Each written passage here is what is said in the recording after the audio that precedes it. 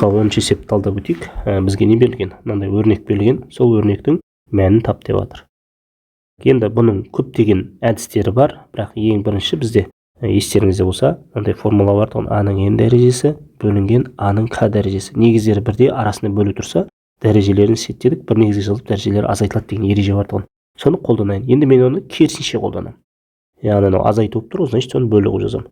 16-ның логарифм 4 негізді 3 дәрежесі бөлу деймін да, 16-ның қандай дәрежесі жазам енді? Енді 0,75 маған ыңғайсыз болып тұр, сондықтан 4-тен 3 деп бөлшектерін жазасам болады ғой. Логарифм 2 негізді 3 деп жазып алайын. Енді мына екі есепті тең пока тұра берсін, жеке-жеке қарастырайын. Бірінші мынаны қарастырайық. 16 дегенді біз енді қалай жазуға болады? Сразу бірден 16-ны біз 4-тің 2 дәрежесі деп алайық.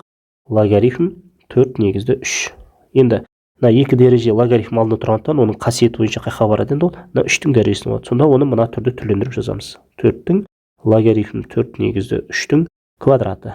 Енді қараңыздар, мына жердегі негіз бен логарифм негіз қандай болып қалды? Бірдей болып қалды. Онда бұл ереже бойынша бұл неге тең болады? 3-тің квадратына. Немесе ол 9-ға тең. Міне біріншісін шығарып қойдым, енді екіншісіне кірісейік. Енді мынау 16 деген тұр, мен енді 16-ны 4-ке емес 2-ге келтіремін. 2-ның қандай дәрежесі болады? 4 дәрежесі. Көбейтілген 4-тен 3, көбейтілген логарифм 2 негізді 3. Қазір неге 2-ге келтірген түсінетін боларсыздар? Біріншіден, мына жерде 4 пен 4 қысқарып кету үшін, екіншіден 2 болса, мына жерде логарифм негізі 2. Сондықтан да сондай қалдым. Енді 4 пен 4 қысқартып жіберейік. Не қалды сонда? 2-ның 3 негізді логарифм 2 негізді 3-ге тең болады. Қасиет бойынша дәл жаңағы 3 қайқа барады енді? 2-ның логарифм 2 негізді 3 дәрежесінің несі болады? Кубыға тең болады. Енді негіздері бірдей болса, оны 3-тің кубы деп жазып кете салуға болады. Ал енді 3-тің кубы өздеріңіз білесіздер 27-ге тең. Енді бізге не деп тұр? Мына өрнекті мына өрнекке неше деп тұр? Бөл деп тұр. Осы тең болады. Бірінші неше шықты? 9 шықты. Арасында бөлу тұр. Екінші неше шықты? 27 шықты.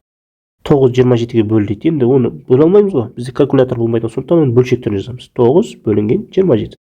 Екеуінде 9-ға қысқартып жіберсем 3-тен 1 болады. Сонда есептің жауабы бізде нешеге тең болады екен? 3-тен 1-ге тең болады екен.